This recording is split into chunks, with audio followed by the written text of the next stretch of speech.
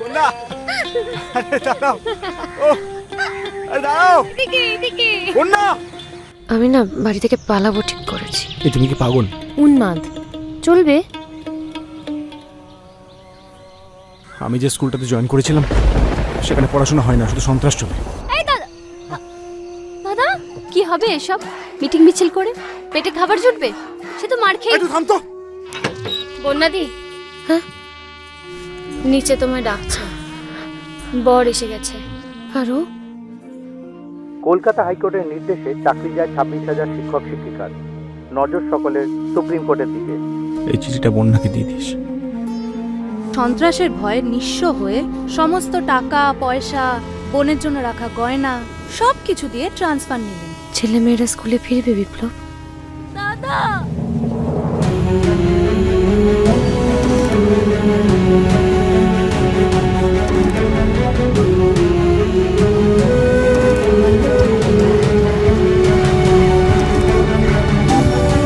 এই মহাবিশ্বে অসংখ্য বিপ্লব আছে, তাদের মধ্যে কেউ হয়তো বেঁচেছে মানে উল্টো রাজার দেশ।